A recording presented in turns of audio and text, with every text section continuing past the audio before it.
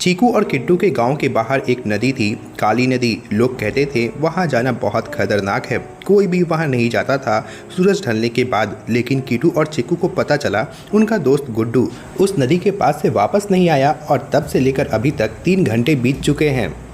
किट्टू गुड्डू अभी तक घर नहीं आया, उसकी मम्मी रो रही है। दीदी, गुड्डू तो काली नदी के पास गया था पतंग उड़ाने, मुझे उसने खुद बताया था। काली नदी, किट्टू जल्दी कैट बाबा के पास चलते हैं अभी तुरंत।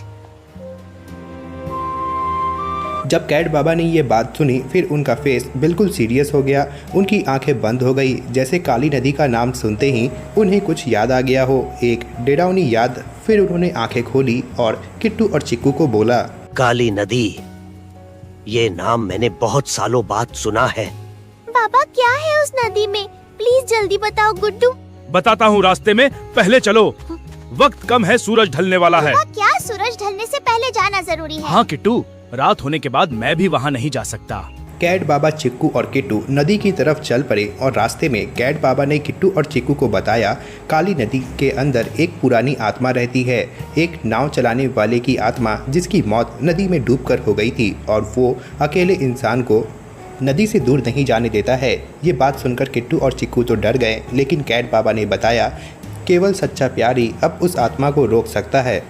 बाबा वो रूह हमें भी अंदर नहीं खींचेगी ना?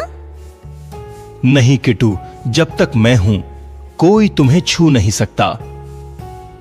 बाबा मतलब अगर हम गुड्डू को दिल से पुकारें तो वो आ सकता है? हाँ बच्ची, लेकिन सिर्फ पुकारना काफी नहीं, उस रूह को समझाना होगा कि गुड्डू को जाने दो। नदी के पास पहुंचते ही जो मंजर दिखा, तीनों बिल्कुल रुक गए। हवा बिल्कुल नहीं चल रही थी, पानी पूरा काला था और पेड़ के पत्ते बिल्कुल भी नहीं हिल रहे थे और नदी के बीचों बीच गुड्डू खड़ा था, बिल्कुल हिल नहीं रहा था, जैसे कोई पत्थर बन गया हो। गुड्डू गुड्डू, किट्टू चुप। वो आत्मा जाग गई है, गुड्डू को पकड़ रखा है। बाबा मैं जाऊंगी अंदर। नहीं बच्ची, पहले मेरी कैट बाबा ने अपनी छड़ी को जमीन पर रखा, उन्होंने एक मंत्र पढ़ी जिसके बाद हवा चलने लगी, पानी हिलने लगा। किट्टू ये सब देखकर समझ गया ये आत्मा बुरी नहीं है, बल्कि ये तो केवल अकेली है और ये सच्चा प्यार चाहती है। नाविक बाबा, हम जानते हैं तुम अकेले हो, लेकिन गुड्डू का भी एक घर है, एक मम्मी है जो रो रही है। मुझे भी कोई नहीं था, कोई नहीं आया मुझे। नाविक बाबा, हम आते हैं ना रोज आपके पास बात करने, लेकिन पहले गुड्डू को जाने दो प्लीज। बस कुछ पल की कोशिश रही, जिसके बाद गुड्डू की आंखें खुली, गुड्डू पानी के बाहर आया और कैट बाबा की आंखों में आंसू आ गए। किट्टू पानी की तरफ वापस मुड़कर देखता है और पानी में वो चेहरा धीरे धीरे मुस्कुराया और गायब हो गया हमेशा के लिए। मैं कहा था मुझे कुछ याद नहीं।